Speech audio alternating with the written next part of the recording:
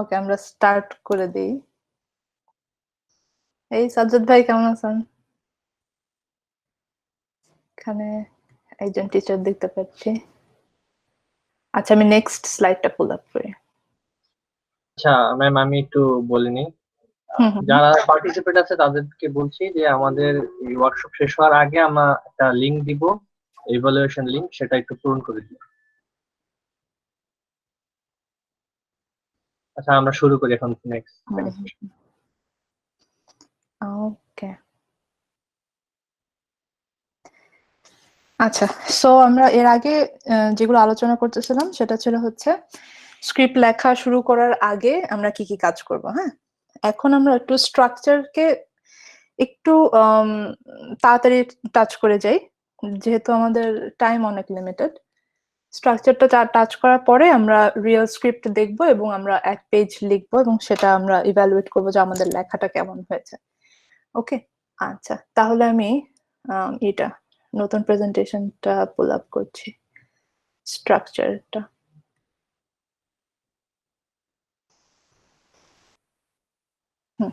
ওকে, so ফিল্মকে আমরা structure যদি চিন্তা করি, মোটামুটি আমরা রাফলি 3 ভাগে ভাগ করতে পারি, বিগিনিং, মিডল, এন্ড। হ্যাঁ, বিগিনিংটা অ্যাক্ট 1, মিডলটা অ্যাক্ট 2, আর শেষটা হচ্ছে অ্যাক্ট 3। সো অ্যাক্ট কি জিনিস? অ্যাক্ট হচ্ছে আপনার ঘটনাকে ভাগ করা যায় এরকম একটা, it's a collection of scenes, এবং সেই সিনগুলো সেপারেট হয় কি দিয়ে? একটা প্লট পয়েন্ট দিয়ে। অ্যাক্ট 1 যেখানে শেষ হচ্ছে সেটাকে ফার্স্ট প্লট পয়েন্ট বলা যেতে পারে, অ্যাক্ট 1 ব্রেক। এবং অ্যাক্ট 2 যেখানে শেষ হচ্ছে সেখানে আর একটা প্লট পয়েন্ট বলা যেতে পারে, সেটা হচ্ছে অ্যাক্ট 2 ব্রেক। হ্যাঁ, এবং অ্যাক্ট গুলা রাফলি আমরা বলতে পারি, প্রথম অ্যাক্টটা হচ্ছে শুরুটা, যেটা হচ্ছে আপনার বিল্ড আপ। মাঝখানেরটা হচ্ছে আপনার কনফ্রন্টেশন, আর তারপরে লাস্টেরটা হচ্ছে resolution. So beginning, middle, end রাফলি সব মুভি এরকম এরকম 3 ভাগে ভাগ করতে পারবেন। ইভেন আপনার ফেস্টিভ্যালের যেই একটা মুভির এক্সাম্পল দিলাম, যেটাতে টোটাল 5টা শর্ট ছিল এবং 5টা সিন ছিল টোটাল একটা 2 ঘন্টার মুভিতে, ইভেন সেটাও কিন্তু একটা বিগিনিং, মিডল, এন্ড আছে। কিরকম? প্রথম বিগিনিংটা হচ্ছে দুইজন লোনলি মানুষকে দেখানো যে তারা কিরকম আছে, একা একা কিরকম লাইফ লিড করছে। মাঝখানের মিডলটা হচ্ছে দুইজনের পরিচয় হওয়া, এবং এন্ডটা হচ্ছে আবার তাদের নিজেদের লোনলি লাইফে ফিরে যাওয়া। সো ইভেন একদম খুবই এক্সপেরিমেন্টাল ফিল্মেও কিন্তু বিগিনিং, মিডল, এন্ড, এটা নেচারের নিয়মটাই এরকম, সবকিছুরই মোটামুটি একটা বিগিনিং, মিডল, এন্ড থাকে। সো রাফলি সবকিছুকে এইরকম 3টা ভাগে ভাগ করা যেতে পারে।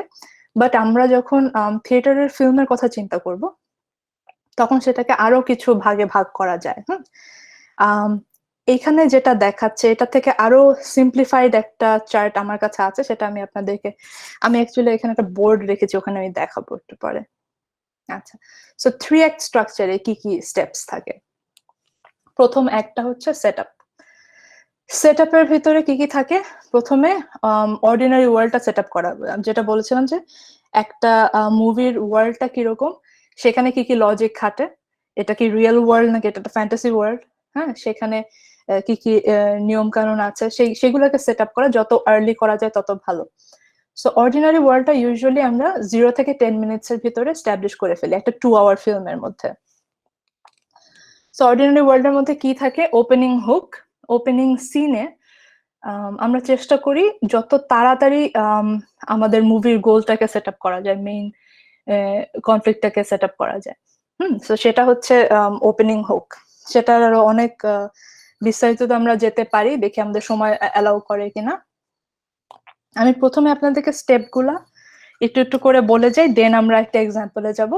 আর এই স্টেপগুলা এখন যেটা বলবো সেটা হচ্ছে একটা 7 স্টেপ একটা স্ট্রাকচার। আরো অনেক ধরনের স্টেপস আছে, অনেকে 12 স্টেপের স্ট্রাকচার ধরেন, সেগুলার আমার কাছে মনে হয় সব মুভিতে 12 স্টেপস গুলা থাকে না। আমার কাছে মোস্টলি পপুলার ফিল্মের মধ্যে 7 স্টেপসই দেখা যায়। সো ওইটা নিয়ে আজকে আলোচনা করব। এটা বুঝতে আপনাদের একটু সময় লাগবে, বিকজ এটা আসলে মানে অনেক মুভিতে দেখে এক্সাম্পল গুলো বুঝে বুঝে আস্তে আস্তে আসলে জিনিসটা ক্লিয়ার হয়। প্রথমে জাস্ট ধারণাটা নিয়ে রাখেন, একটু কনফিউজিং লাগতে পারে, প্রথমেই সবটা বোঝা যাবে না, তাও আচ্ছা বলে রাখি এক এক করে।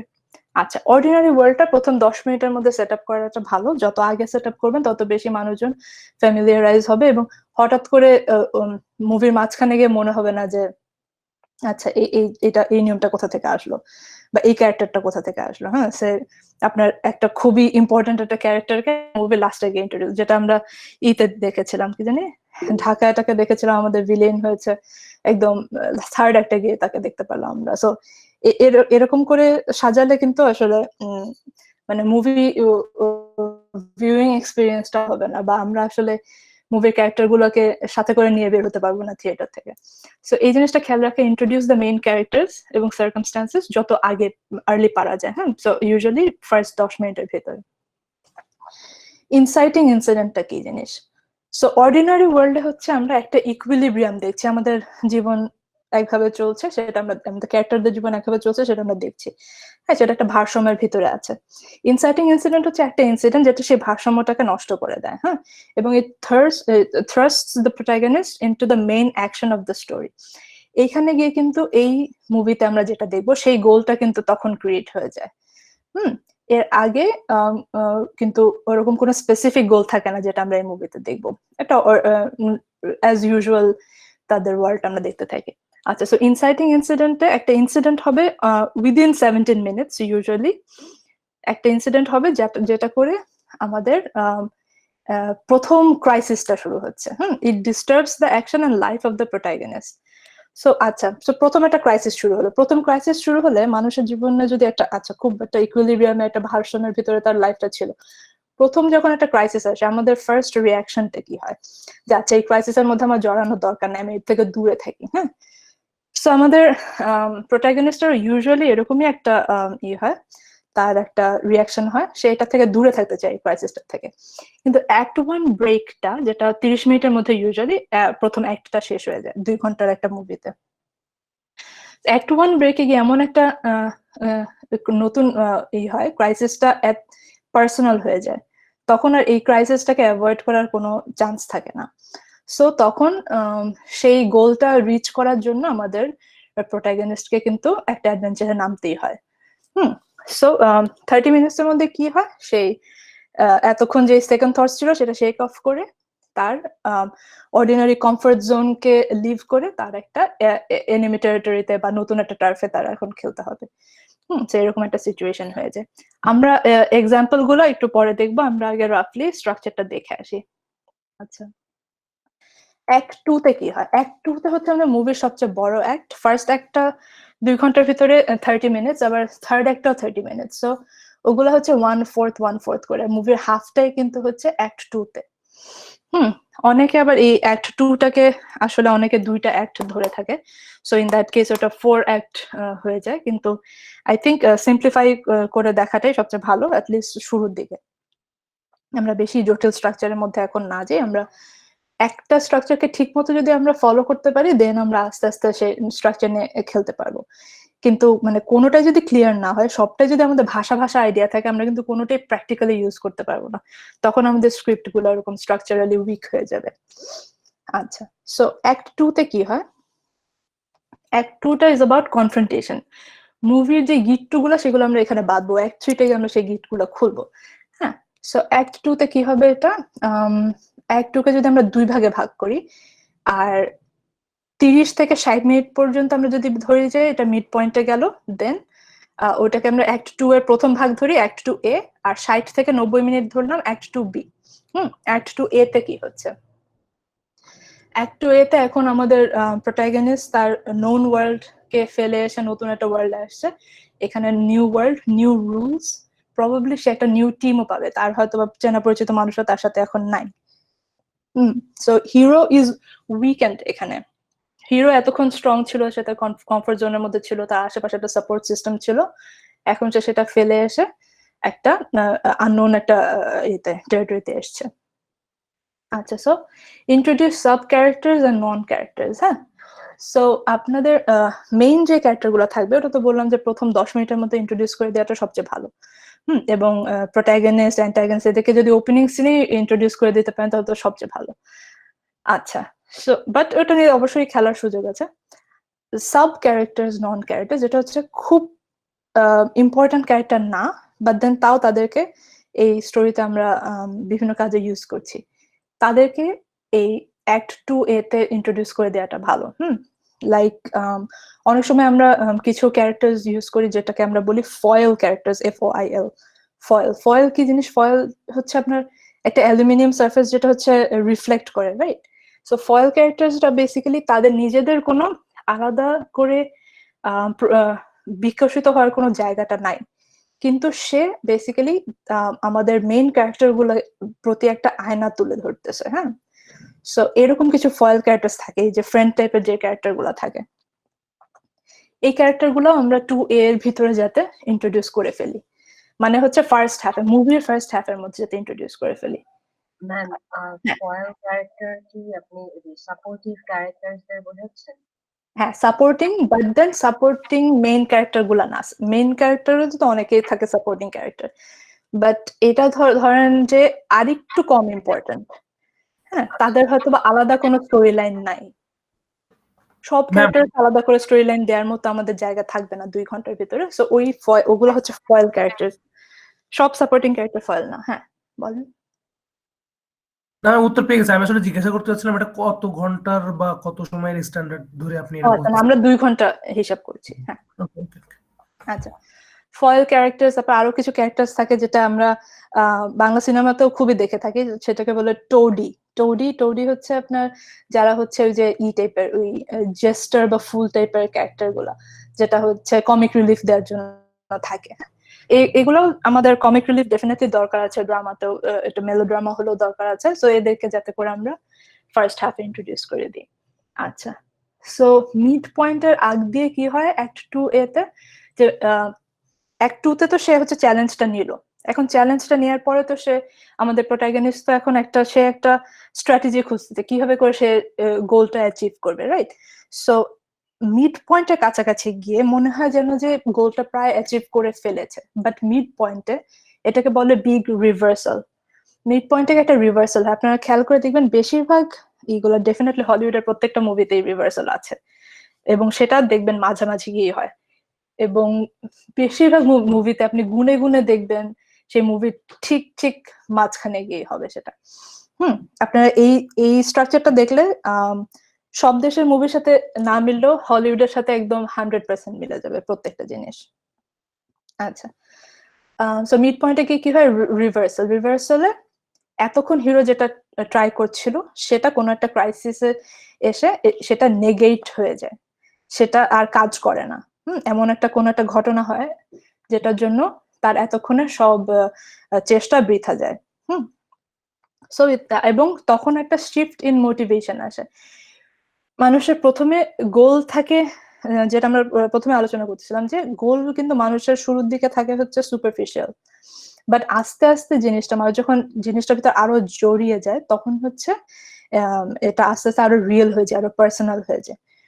এবং সেই ওয়ান্টটা আস্তে আস্তে একটা নিডে পরিণত হয়। সো সেটা কিভাবে হয়? সেটা হচ্ছে আপনার কনফ্লিক্টের থ্রুতে, এবং হচ্ছে সেই গোলের সাথে যখন স্টেকস অ্যাড হয়। সো বাই মিড পয়েন্ট আমাদের স্টেক গুলা খুবই খুবই ক্লিয়ার। আমরা আগে থেকেই জানি স্টেক গুলা কি, এবং স্টেক গুলো আমরা মিড পয়েন্টে গিয়ে আরো বাড়িয়ে দিব। হ্যাঁ, আমরা প্রথমে বলছিলাম কি যে সে $1 মিলিয়ন না পেলে তার মায়ের চিকিৎসার খরচ দিতে পারবে না, রাইট? আচ্ছা, মিড পয়েন্টে গিয়ে মেবি এরকম একটা কিছু হলো যে সে $1 মিলিয়ন যদি এখন না পায়, তার মায়ের চিকিৎসা তো দূরের কথা, সে এমন একটা স্কিমে জড়িয়ে ফেলেছে তার মাকে মেবি অ্যান্টাগনিস্ট মেরেই ফেলবে যদি সে আসলে এই কাজটা শেষ না করে। হ্যাঁ, সো স্টেকস আরো বেড়ে গেল। আগে ছিল শুধু বাঁচানোর ব্যাপার, হ্যাঁ, বাট এখন একটা ইম্পেন্ডিং একটা নিড হয়ে গেল, যে maybe there is also a ticking clock।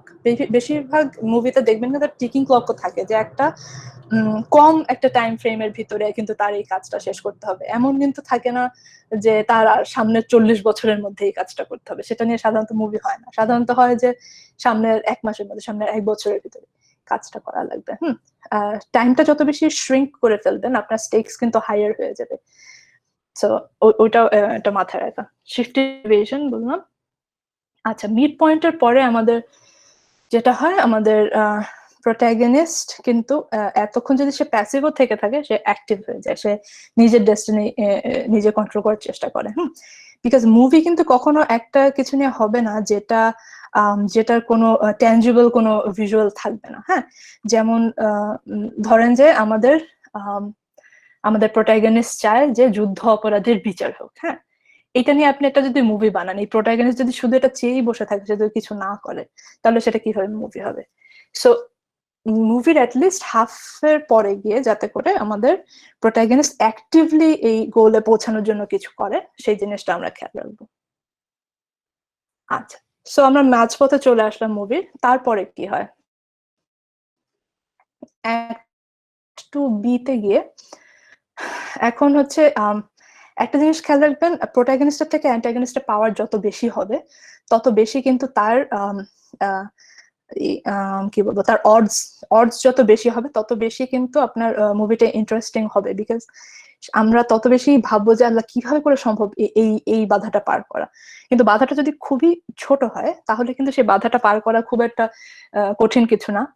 সে আপনার যদি মুভিটা হয় শুধুমাত্র যে একজন কিভাবে পরীক্ষায় পাশ করবে, হ্যাঁ, সে তার একমাত্র সমস্যা হচ্ছে যে সে লেজি।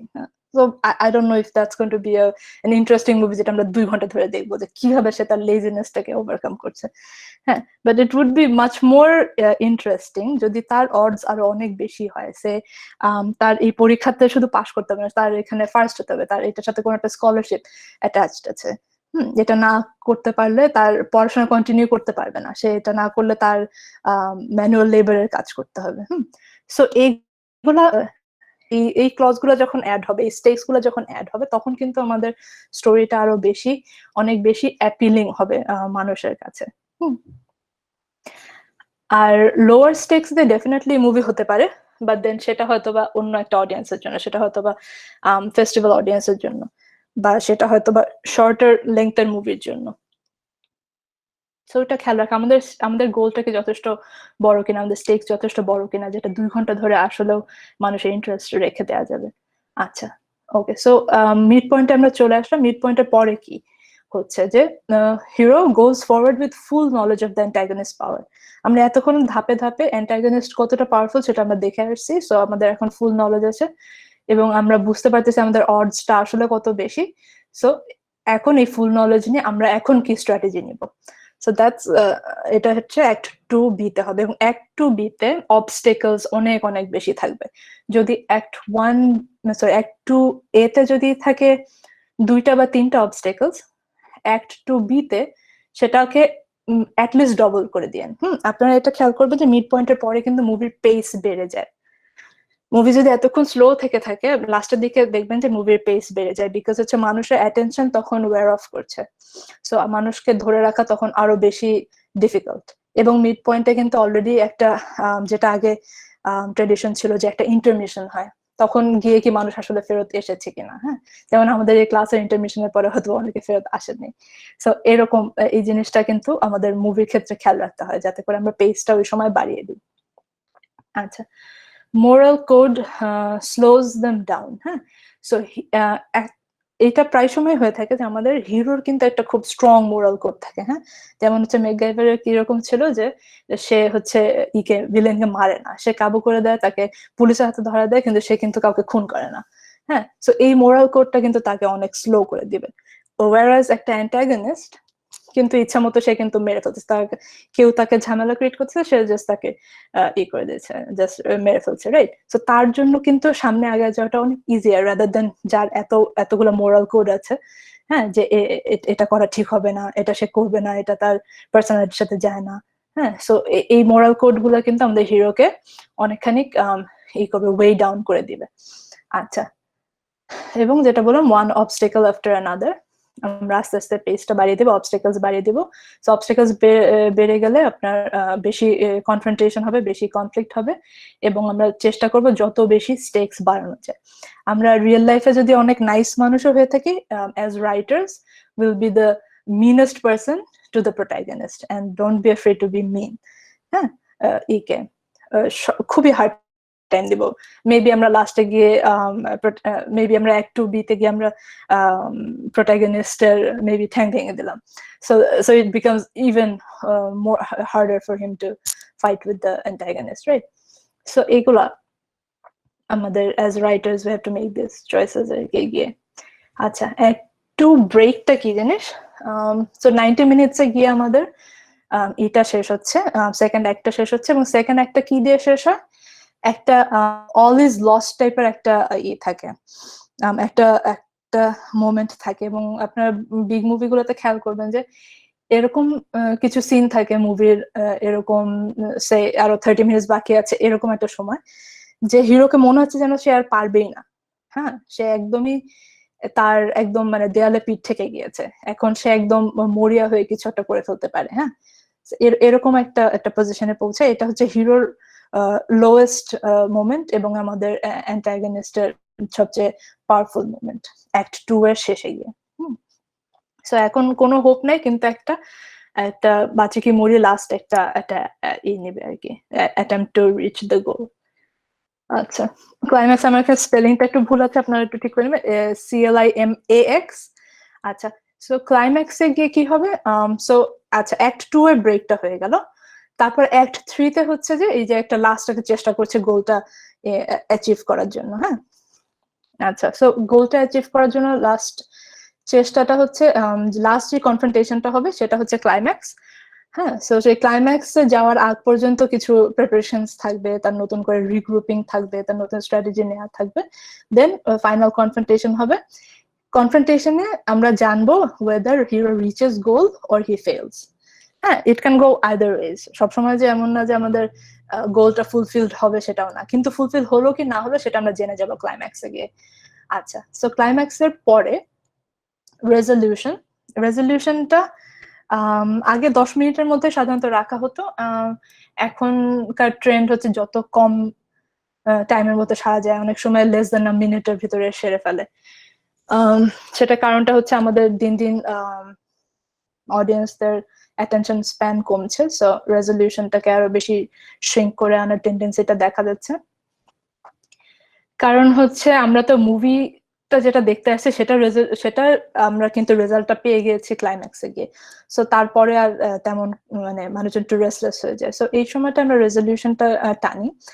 রেজলিউশনটাতে বেসিক্যালি যে আর একটা নতুন একটা ইকুইলিব্রিয়াম ক্রিয়েট হলো। প্রথমে আমরা যেরকম একটা অর্ডিনারি ওয়ার্ল্ড দেখেছিলাম, এখানে আমরা মুভিটা শেষ করে নতুন একটা অর্ডিনারি ওয়ার্ল্ড দেখছি, but it's different from the previous one, because হচ্ছে এতগুলা অ্যাডভেঞ্চারের পরে মানুষজন নতুন যেটাকে বলছে রিটার্ন উইথ এলিক্সির, মানে সে অনেক একটা কিছু নলেজ পেয়ে গিয়েছে, হ্যাঁ, সেইটাকে সে ইউজ করে নতুন একটা একটা অর্ডিনারি ওয়ার্ল্ডে তারা থাকছে এখন। সো এইভাবে করে মুভি সাধারণত শেষ হয়। এক্সাম্পলস গুলো আমরা দিতে পারি। এখন আমি আপনাদেরকে একটু গ্রাফটা দেখাই, আমি একটা বোর্ড এনেছি, but then I am not sure এটা ক্যামেরাতে দেখা যাবে কিনা। Wait, can you see? Oh man, I don't know, একটু দেখেন, can you see this? হ্যাঁ, আচ্ছা, সো একটু দেখাই, এখানে 0 মিনিট থেকে 120 মিনিটস একটা গ্রাফ করেছি, হ্যাঁ। সো প্রথমে এই যে টাইম লাইনটা এখানে লেখা আছে, আপনারা যদি এরকম একটা গ্রাফ এঁকে ফেলেন আপনাদের জন্য মনে রাখাটা খুব ইজি হবে, হ্যাঁ। এটা আমি অনলাইনে পাই নাই এই সেম গ্রাফটা, এই জন্য আমি এখানে কষ্ট করে লিখছি। সো বেসিক্যালি আপনারা প্রথমে এই যে 0 পয়েন্টে যে ওপেনিং হুকটা, 10 মিনিটের পরে 10 মিনিটের ভিতরে অর্ডিনারি ওয়ার্ল্ড, 17 মিনিটসে ইনসাইটিং ইনসিডেন্ট, হ্যাঁ। সো এইভাবে করে আপনারা পুরোটা যদি একবার এঁকে ফেলেন তাহলে আপনাদের জন্য খুব ইজি হবে এটা মনে রাখতে। এই একটা গ্রাফ মনে রাখলে মোটামুটি অ্যাটলিস্ট স্ট্রাকচারটা যখন সলভ করছেন স্টোরি সেটা খুবই হেল্প হবে। আচ্ছা, স্ট্রাকচার নিয়ে আচ্ছা একটু এক্সাম্পল দিয়ে বলি। ওপেনিং হুক আমাদের, আমার বন্ধু রাশাদ নিয়ে যেহেতু আমরা আজকে কথা বলছিলাম, ওপেনিং হুকে কি ছিল যে ইবু তার বাসায় যাচ্ছে তার ছেলেকে নিয়ে, যে তার 71-এ কি হয়েছিল তার তার গ্রামে সেটা দেখাতে চায়। আচ্ছা, সো এটা ছিল হচ্ছে ওপেনিং হুক। সো আমরা অলরেডি জানি যে কিছু একটা হয়েছে ওখানে ওই গ্রামে, সো সেটা আমরা দেখতে যাচ্ছি এই মুভিতে। আচ্ছা, তারপরে কি হলো? তারপরে তো অর্ডিনারি ওয়ার্ল্ডের মধ্যে আমরা দেখলাম হচ্ছে যে আমরা ফ্ল্যাশব্যাকে গিয়ে দেখছি, ফ্ল্যাশব্যাকের অর্ডিনারি ওয়ার্ল্ডটা ছিল হচ্ছে 71-এ এরকম লাড্ডু নামে একটা ছেলে আসে, স্কুলে নতুন হয়ে ভর্তি হয়, তাকে টিচার লাড্ডু বলে ডাকতে চায় না, তো তাকে নতুন নাম দেওয়া হচ্ছে রাশেদ।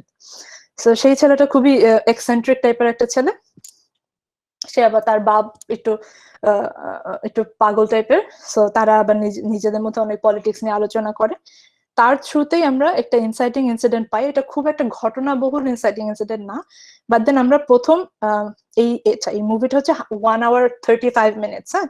সো এইটার ইগুলা কিন্তু আপনার স্ট্রাকচার মার্কার গুলা কিন্তু আর একটু শ্রিঙ্ক হয়ে আসবে, যেহেতু এটা অলরেডি 25 minutes কম আছে দেন দ্য 2 hour স্ট্রাকচার যেটা আমরা আলোচনা করছিলাম। আচ্ছা, সো এখানে ইনসাইটিং ইনসিডেন্টটা মোটামুটি 15 মিনিটের ভিতরে হয়।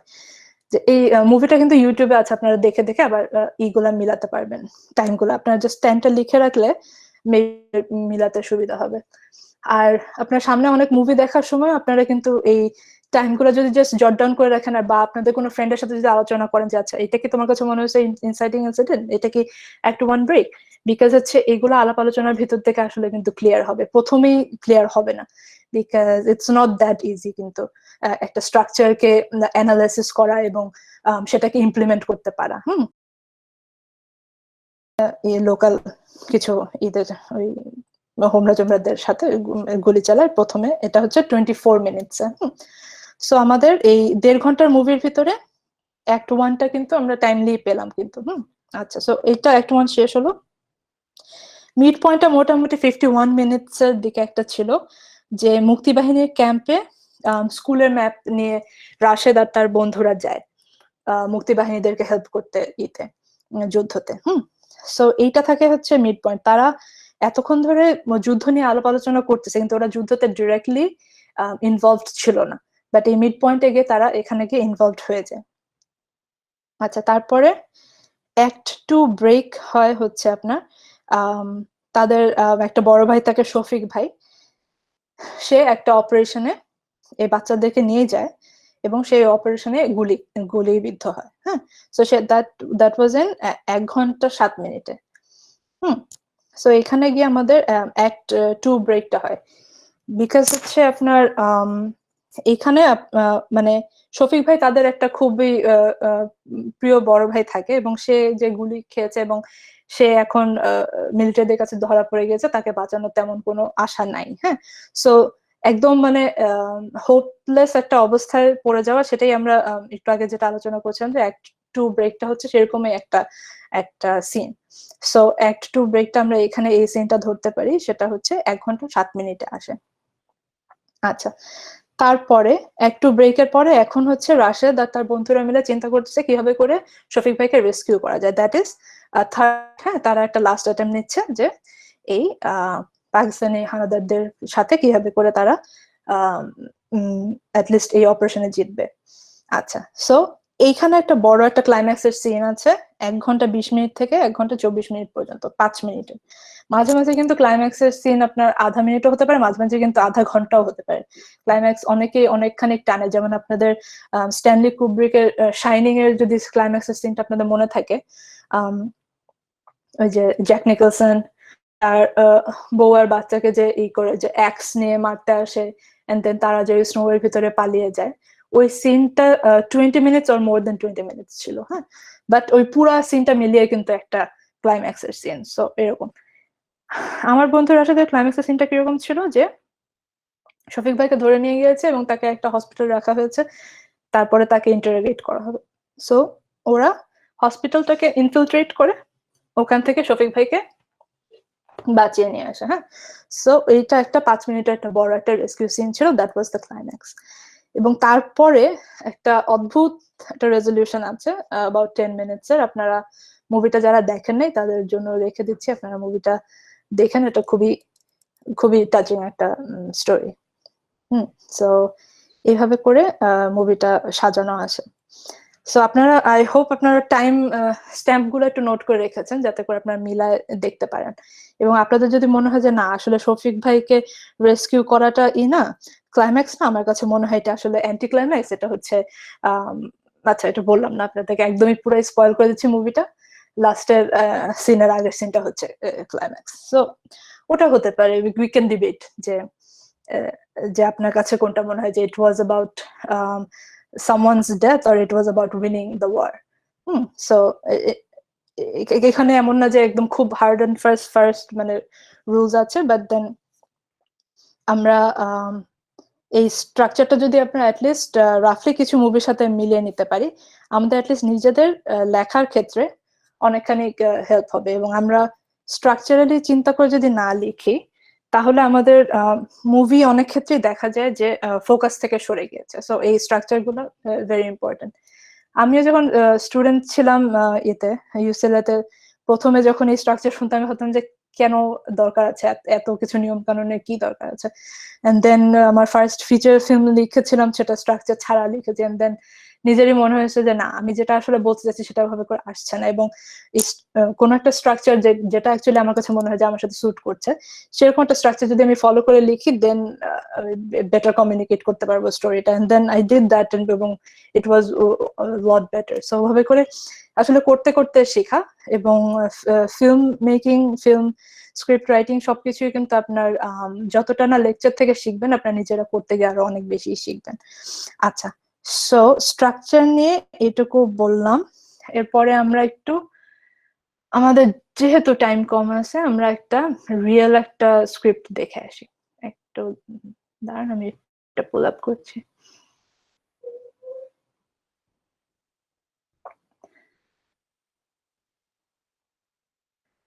আচ্ছা, তার আগে আপনারা একটু সিনটা একটু, আমি ইউটিউবের লিঙ্কটাকে দিব আপনাদেরকে, যেহেতু স্ক্রিন শেয়ার দিলে আপনারা সাউন্ড পাবেন না। ম্যাম আমাদের দিক থেকে কি সিনটা প্লে করব? আপনারা তাহলে নিজেরা সবাই একসাথে প্লে করতে পারতেন, বাট আচ্ছা আমি অ্যাকচুয়ালি এখানেই প্লে করে দেই, এন্ড দেন সাউন্ডটা পাওয়া যাবে না, বাট এখানে তেমন ডায়লগও নেই, আপনারা জাস্ট দেখেন কেমন। হ্যাঁ, আচ্ছা একটা ওপেনিং সিন করছি, প্লে করছি, দেন আমরা এইটা দেখবো স্ক্রিপ্টটা কেমন দেখতে সেটা দেখবো।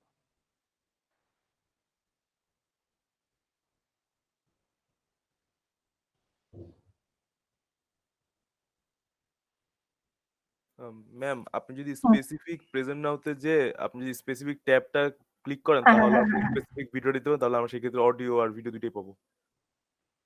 আচ্ছা, অডিও পাবেন আপনারা? জি আমি জি, আপনি যদি স্পেসিফিক এর ট্যাবে ক্লিক করেন আর কি আপনি প্রেজেন্ট। সাউন্ড আসতেছে ম্যাম। আপনার সাউন্ড আসছে না? না আচ্ছা, আমি কি হেডফোন বের করলে তারপর সাউন্ড আসবে নাকি? সাউন্ড আসছে ম্যাম। সাউন্ড আসতেছিল ম্যাম।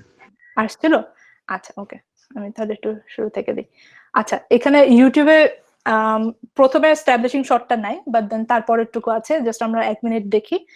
আর একটু বলে রাখি এর আগে একটা এস্টাবলিশিং শট ছিল, এটা কোন সময়কার আর কোন জায়গার সেটা একটা এস্টাবলিশিং শট ছিল। আচ্ছা,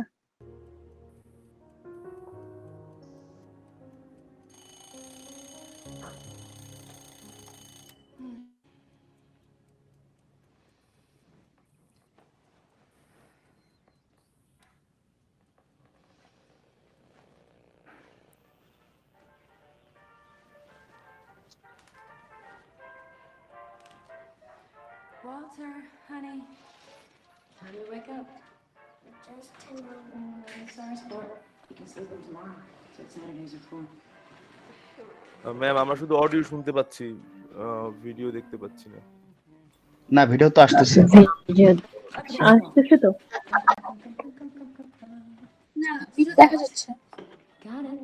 Got it. Look, look. All right, sit down. Your breakfast is getting cold. It's cereal. It's supposed to be cold.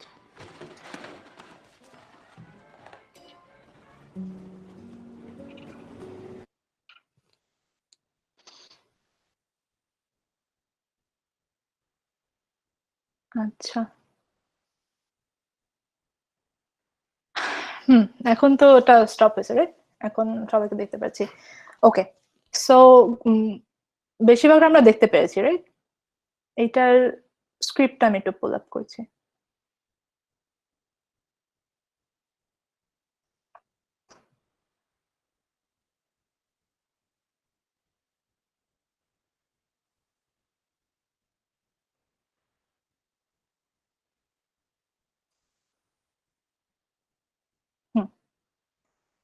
Okay, so যেটা হয় স্ক্রিপ্টের শুরুতে যেটা টাইটেল পেজ থাকে, সেখানে মুভির টাইটেলটা থাকে। আর এইখানে যেহেতু এই মুভিটা একটা ট্রু স্টোরি, যেহেতু এখানে একটা ট্রু স্টোরি লিখে দিয়েছে, এটা যদি কিছু অ্যাডাপ্টেশন হতো তাহলে সেখানে অ্যাডাপ্টেশনটা কিসের থেকে এবং সেই অ্যাডাপ্টেশনের মানে অরিজিনাল নোভেলের রাইটারকে তার নামটাও লেখা থাকতো। আচ্ছা, কিন্তু এটা হচ্ছে ট্রু স্টোরি, সো এটা লিখে দিয়েছে। এখানে ট্রু স্টোরি না লিখলেও কিছু সমস্যা ছিল না, বাট দেন এটা মাঝে মাঝে আপনার আপনি যে স্টুডিওতে দিয়েছেন এটা স্ক্রিপ্টটা পড়ার জন্য টু বি প্রডিউসড, সো তাদের ইন্টারেস্ট ইন্ট্রিগ করতে এই জিনিসটা হেল্প করতে পারে। সো এই জন্য এটা লেখা। অরিজিনাল স্ক্রিন প্লে বাই রাইটারের নাম। অরিজিনালও লেখার দরকার নেই, আমরা জাস্ট স্ক্রিন প্লে বাই লিখে দিতে পারি, অর রিটেন বাই লিখতে পারি। সো বেসিক্যালি আমাদের টাইটেল পেজের টাইটেলটা থাকছে, এটা কিছুর উপর বেস করে কিনা সেটা থাকছে, আর রিটেন বাই কে সেটা থাকছে। অনেক ক্ষেত্রে যেটা হয় নিচে ফার্স্টের পেজটা নিচে দিয়ে দেয় হচ্ছে আপনার কপিরাইটার রেজিস্ট্রেশন নাম্বারটা দিয়ে দেয়, আর ড্রাফট নাম্বারটা অনেক ক্ষেত্রে দিয়ে দেয়। এক একটা স্ক্রিপ্টে তো মাল্টিপল ড্রাফটস থাকে, সো সেইটা অনেক ক্ষেত্রে ইও দিয়ে দেয়, আপনাদের ওই কন্ট্যাক্টও দিয়ে দেয়, কিন্তু সেটা কোনো দরকার নেই, বিকজ আপনি তো যাকে ইমেল করছেন বা যার কাছে পাঠাচ্ছেন সেটা সেই ইনফরমেশন গুলো আপনি আলাদা করে দিতে পারেন। এইখানে ফর এডুকেশন পারপাস ওরা কিছু আন্ডারলাইন করেছে, বাট এমনি স্ক্রিপ্টে কোনো আন্ডারলাইন থাকবে না। আচ্ছা, ইভেন এখানে নামটাও দরকার নেই। সো এমনি রেগুলারলি স্ক্রিপ্টে যেটা হয়, শুরু করতে পারেন আপনি ফেড ইন দিয়ে। ফেড ইনেরও যে খুব একটা দরকার আছে সেটা না, transition it's up to the editor, সে নিজে এটা চুজ করতে পারবে। So black screen on which appears everything you are about to see happen. আমি যেটা বললাম যে শুরুতে একটা এস্টাবলিশিং শট, এটা ইউটিউবে ছিল না। সো এমনিতে মুভিটা যখন শুরু হয়েছিল তখন সেটার উপরে একটা ট্রু স্টোরি যে এটা, সেটার একটা ডিসক্লেমার দেয়া ছিল স্ক্রিনে। হ্যাঁ, সো এটাকে আপনি এভাবেও লিখতে পারেন, আপনি এই যে এখানে যেভাবে লিখেছে সুপার ইম্পোজ, এভাবেও লিখতে পারেন। সো এখানে আপনি ব্ল্যাক স্ক্রিন দরকার নেই, আপনি যে superimpose everything you are about to see happen, হ্যাঁ, এটা এভাবে লিখতে পারেন। The word slowly fade taking us hard into, এই কথাটারও তেমন কোনো দরকার নেই, এটা বিকজ এটা ফেড ইন হবে না, ফেড আউট হবে না, অন্য কোনো ট্রানজিশন হবে, that's up to the editor. আচ্ছা, as writers you could start from here actually. আচ্ছা, সো এটা যেটা দেখছেন যেটা আন্ডারলাইন করা, আপনারা যখন স্ক্রিপ্ট লিখবেন আপনারা আন্ডারলাইন করবেন না, এটা এডুকেশন পারপাসে আন্ডারলাইন করে দিয়েছে। আচ্ছা, সো যেটা হচ্ছে আপনার সিন হেডিং, এই যে এক্সটেরিয়র, লোকেশন আর হচ্ছে টাইম, এই জিনিসটাকে বলে হচ্ছে সিন হেডিং। সো প্রত্যেকটা সিনের আগে তারপরে হেডিং থাকবে, সেই হেডিং এ থাকবে এটা কি আউটডোরের শট নাকি ইনডোরের শট, তারপরে থাকবে এটা লোকেশনটা কি, আর ড্যাশ দিয়ে থাকবে হচ্ছে টাইমটা। এখানে প্রি ডন দিয়েছে বিকজ এটা স্টোরির জন্য এসেনশিয়াল ছিল যে তারা অনেক সকালে ঘুম থেকে উঠছে স্কুলে যাওয়ার জন্য। ইউজুয়ালি আমরা লিখবো হয় ডে না হলে নাইট। আমাদের যদি স্পেসিফিক ওই একদম সেই ম্যাজিক আওয়ারের লাইট যদি আমাদের না লাগে তাহলে আমরা সেটা লিখবো না, বিকজ ওই লাইটটা খুব কম টাইমে থাকে এবং এগুলো শুট করা অনেক ডিফিকাল্ট হয়। সো আমরা চেষ্টা করবো যে আমরা ডে বা নাইটের ভিতরে টাইমটা রাখার জন্য। আচ্ছা, আর এখানে এক্সটেরিয়র, এই যে যেটা কথা বলছেন যে একটা এস্টাবলিশিং শট আছে, এস্টাবলিশিং শটটাকে আমরা কিভাবে করে লিখছি তাহলে দেখেন, যেহেতু সেটা বাইরের শট সেহেতু এটা এক্সটেরিয়র, EXT ডট, এই জিনিসটা খেয়াল করবেন যে কোথায় ডট আর কোথায় ড্যাশ, এইগুলো মিলিয়ে ফেললে কিন্তু আপনি যখন বাইরে কোথাও এটা সাবমিট করছেন কোনো গ্র্যান্টের জন্য বা কোনো কোলাবোরেশনের জন্য, মানুষজন কিন্তু ধরে নেবে যে আপনি অ্যাকচুয়ালি এটা কোনো মানে জেনে বুঝে লেখেননি স্ক্রিপ্টটা। সো ওটা অনেক ঝামেলা ক্রিয়েট করে। ওকে, সো আমরা চেষ্টা করবো আমাদের এই পাংচুয়েশন গুলা খেয়াল রাখার।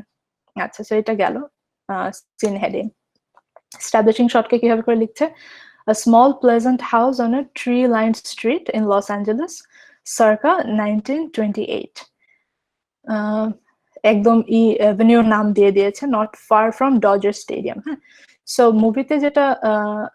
ইটা ছিল, এই এস্টাবলিশিং শটটা ছিল, সেখানে আমরা ডজার স্টেডিয়ামের ওই স্কাইলাইনটা আমরা অ্যাকচুয়ালি দেখতে পাচ্ছিলাম।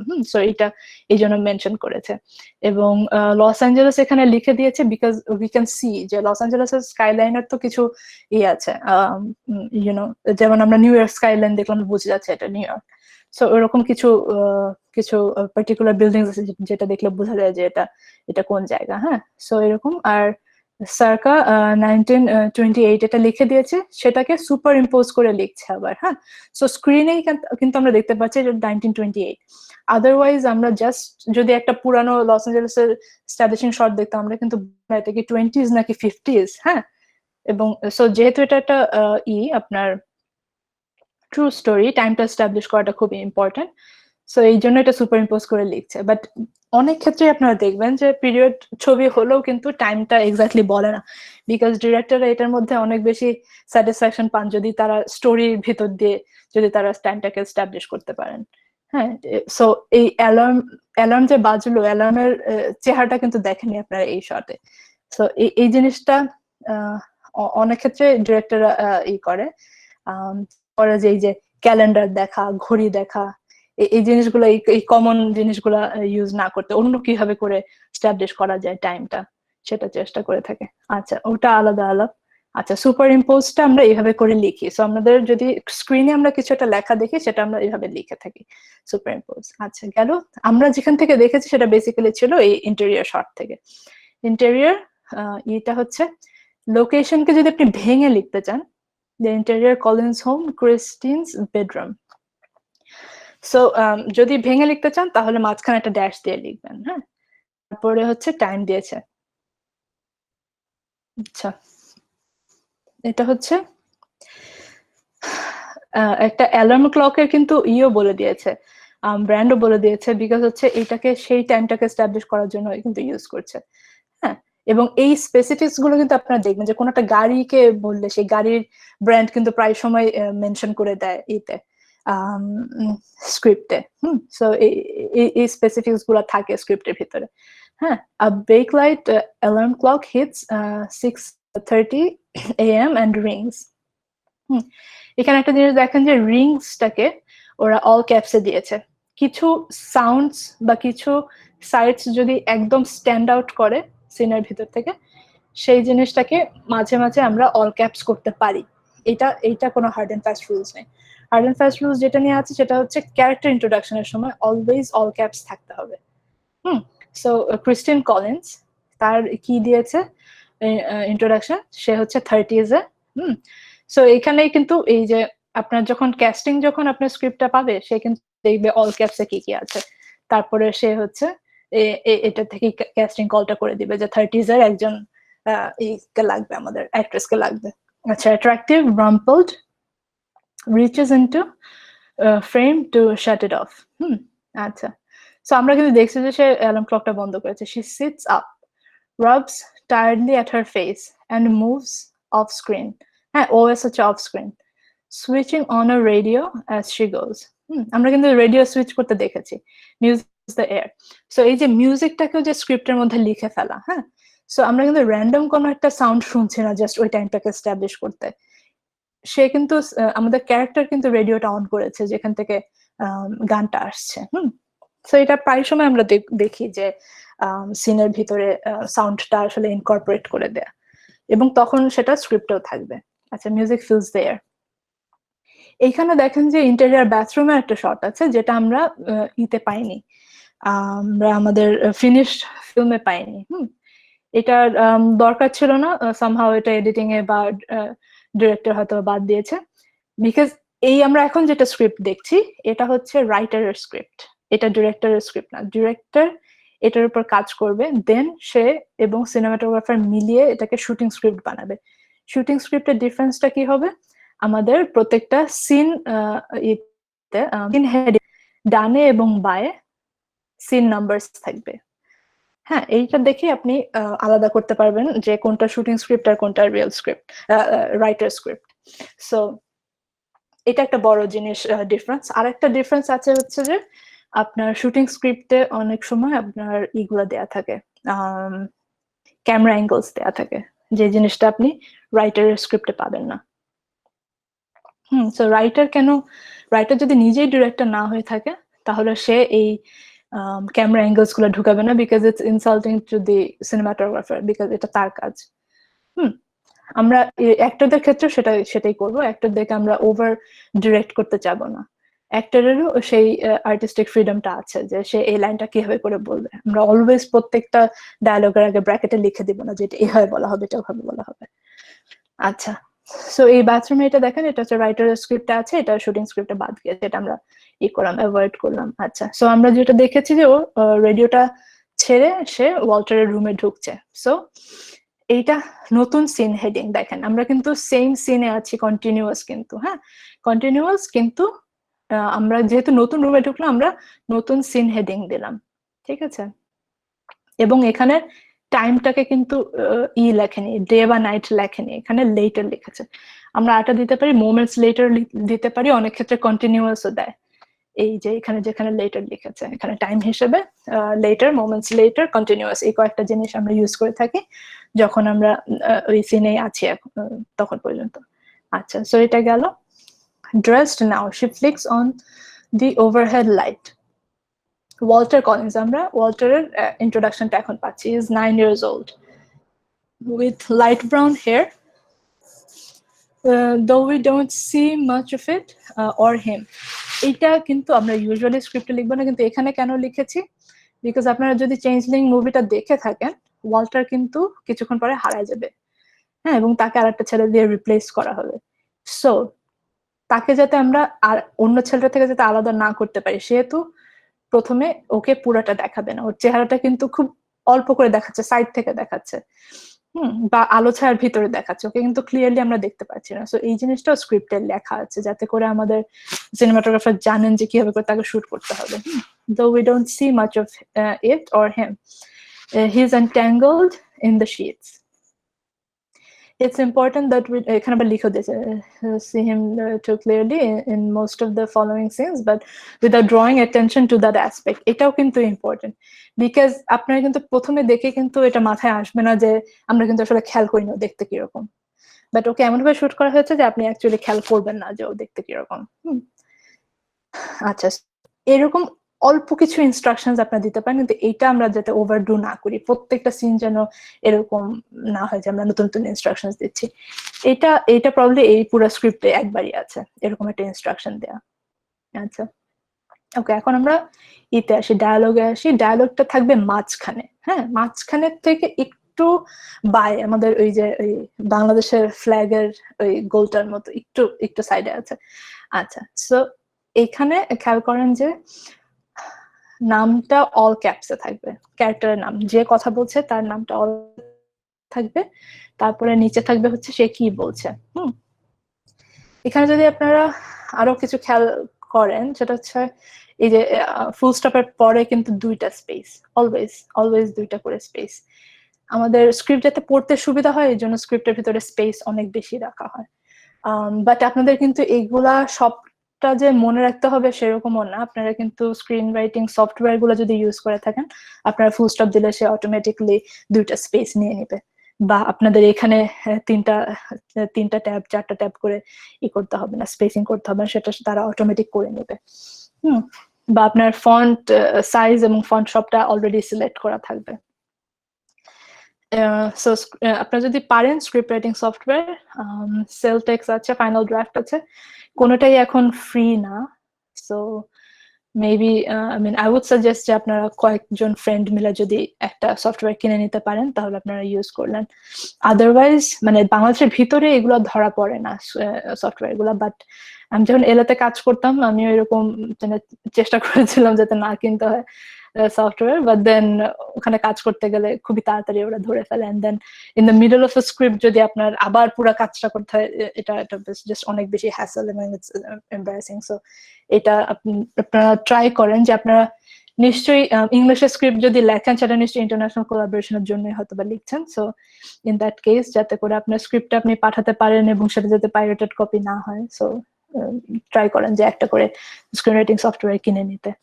আদারওয়াইজ আপনার যদি এই জিনিসগুলো যদি খেয়াল করে, এই যে দুইটা গ্যাপ, এখানে কয়টা ট্যাব, কতটুকু মার্জিন আছে, সবকিছু যদি নিজেরা কষ্ট করে করতে পারেন তাহলে ওয়ার্ড দিয়েও করতে পারেন, দেন আপনার পিডিএফ করলেন। বাট দেন কোলাবরেট করতে গেলে আপনার যদি আরেকজন কোনো একটা ইনপুট দিতে চায় সেই স্ক্রিপ্টের মধ্যে, সেটা কিন্তু ডিফিকাল্ট হয়ে যাবে without the screen writing software. So আপনি ট্রাই করেন ফাইনাল ড্রাফট, না হলে সেলটেক্স কিছু একটা করে নিতে, কিনে নিতে একটা সফটওয়্যার। আচ্ছা, সো এখানে গেল তার ডায়লগটা। Walter, time for school, honey. আচ্ছা, she sits on the edge of the bed, runs a hand through his hair. আচ্ছা, তারপর ওয়াল্টার কথা বললো, just 10 more minutes. হ্যাঁ, তারপরে এই দেখেন এখানে দুইটা ড্যাশ আছে। সো কারোর একজনের ডায়লগ যদি আরেকজন ইন্টারাপ্ট করে তাহলে সেখানে দুইটা ড্যাশ থাকে। আর এখানে দেখেন যে ক্রিস্টিন বলছে যে ওয়াল্টার, টাইম ফর স্কুল। হ্যাঁ, ওয়াল্টারের পরে যে তিনটা ডট, তিনটা ডটের মানে হচ্ছে এখানে কিন্তু কখনো দুইটা ডট বা চারটা ডট হবে না, অলওয়েজ তিনটা ডট হবে। এটাকে বলে এলিপসিস। এলিপসিস থাকবে হচ্ছে যখন আমাদের ক্যারেক্টারের কথাটা ট্রেল অফ করছে। ট্রেল অফ এর ক্ষেত্রে হচ্ছে তিনটা ডট, আর ইন্টারাপশনের ক্ষেত্রে হচ্ছে দুইটা ড্যাশ। এই জিনিসটা যদি আপনারা মনে রাখতে পারেন, আপনাদের স্ক্রিপ্ট খুবই প্রফেশনাল লাগবে দেখতে। ওকে, সো ইন্টারাপ্ট কে করছে? ইন্টারাপ্ট করছে ক্রিস্টিন, বলছে সরি চ্যাম্প, ও she won't even let him finish. So এটা গেল। এখানে দেখেন যে কন্টিনিউড, হ্যাঁ, কন্টিনিউড দেওয়া হচ্ছে এর পাশে। এইটা দিয়েছে জাস্ট এর জন্য, পেজ ব্রেকের জন্য, যাতে করে আমরা বুঝতে পারি যে আমরা এখনো কার কথা শুনছি। বাট অনেক ক্ষেত্রে হয় যে দুইটা কথার মাঝখানে একটা কোনো ইয়ে আছে, আচ্ছা আচ্ছা, সে দুইটা কথার মাঝখানে একটা অ্যাকশন আছে। সো এখানে যদি অপারেটর, এই ডায়লগটা যদি অপারেটর বলতো, তখনও আমরা এখানে পাশে কন্টিনিউ দিতাম। সো এগুলো আর ইতে স্ক্রিন রিডিং সফটওয়্যারে অটোমেটিকলি করে দিবে। বাট আপনারা যদি ওটা না করেন, যদি ওয়ার্ডে করেন, তাহলে আপনাদের এটা মনে রাখতে হবে। আচ্ছা, তারপর ক্রিস্টিনের ডায়লগ গেল, ওয়াল্টারের ডায়লগ গেল। সাপোজ টু বি কোল্ড, এখানে সাপোজড এর তলে দিয়ে দিয়েছে, একটা আন্ডারলাইন দিয়ে দিয়েছে, বিকজ এটা এখানে এমফাসিস চাচ্ছে।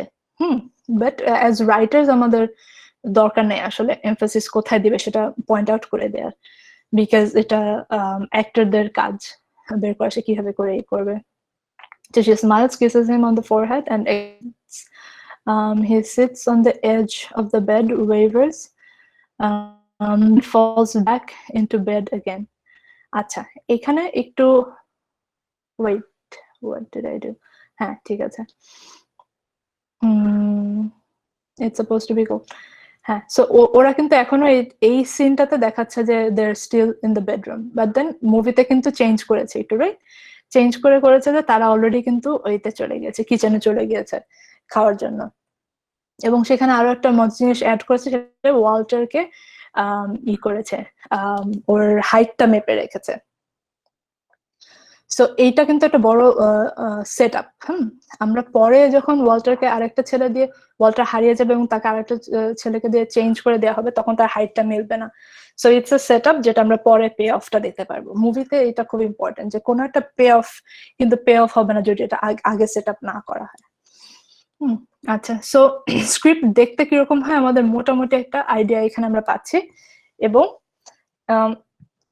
আপনারা যদি অ্যাকশন লাইনগুলো দেখেন, আচ্ছা, স্ক্রিপ্টের মধ্যে কি টাইপের থাকে, আপনার লাইনস গুলো কিরকম থাকে? এটা হচ্ছে সিন হেডিং, এইগুলো হচ্ছে অ্যাকশন লাইন, দেন হচ্ছে ডায়ালগ। এই কয়েকটা জিনিস থাকে। আচ্ছা, অ্যাকশন লাইনে দেখবেন যে অলওয়েজ আমরা প্রেজেন্ট ইনডেফিনিট টেন্সে আছি।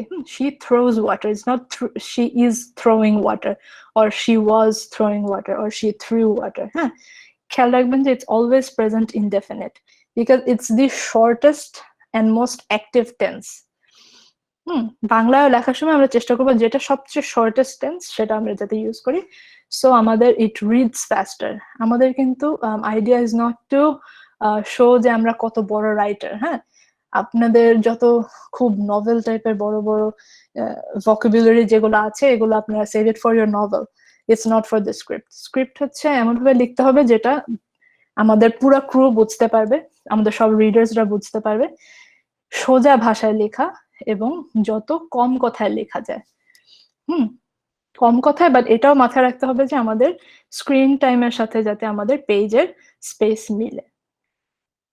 লাইক এখানে এস্টাবলিশিং শটটা ছিল বেসিক্যালি একটাই শট, সো এটা কিন্তু এক লাইনে লিখে ফেলেছে বা এখানে 2 লাইন দিয়েছে। বাট আমরা যদি এস্টাবলিশিং শটের থেকে যদি আমরা আস্তে করে করতাম, আমরা আরো ডিটেলস গুলো দেখতাম আমাদের নেইবারহুডের ডিটেলস গুলো, এবং তাহলে কিন্তু আমরা স্ক্রিনেও বেশি টাইম স্পেন্ড করছি, তখন আমাদের ডিটেলসও বেশি লাগতো আমাদের স্ক্রিপ্টে। আচ্ছা, এইটা গেল।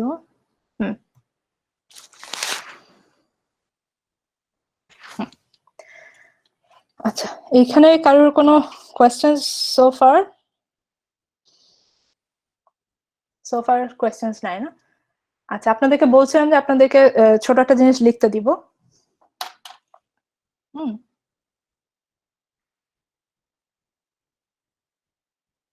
Yes ma'am. হ্যাঁ, আমি আপনাদেরকে লিংকটা দিচ্ছি, আপনারা প্রথম সিনটা আমাকে একটু কষ্ট করে লিখে দেন এখানে।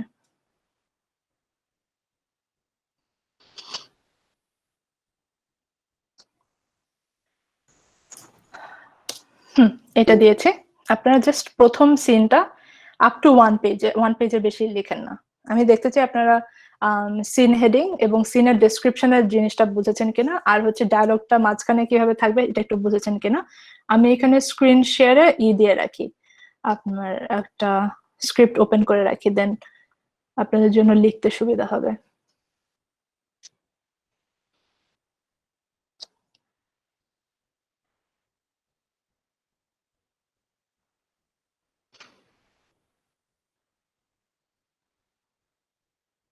ম্যাম প্রথম সিনটা লিখবো, তাই তো? হ্যাঁ হ্যাঁ, জাস্ট প্রথম সিন এবং 1 পেজের বেশি যে না, হাতে লিখতে পারেন খাতার ভিতরে, জাস্ট আমাকে লিখে দেখান।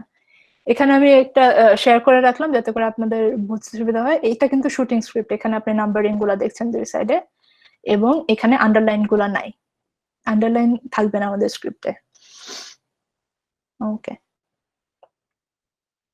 বাংলা লিখতে পারেন, ইংলিশে লিখতে পারেন, আপনাদের ইচ্ছা, বাট ইংলিশে লিখলে আপনাদের এইটা দেখানো ইজিয়ার হবে, আপনাদের ফরম্যাটটা দেখানো।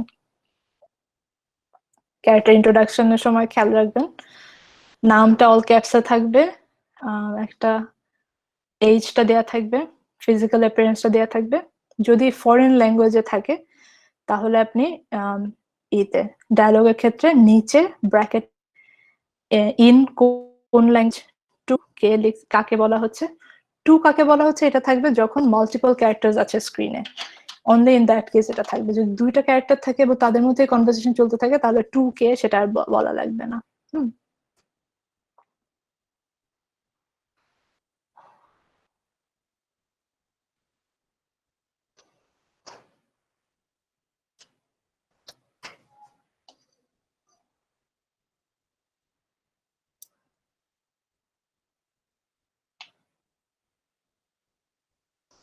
কোয়েশ্চেন থাকলে বলতে পারেন, আমি আছি এখানে।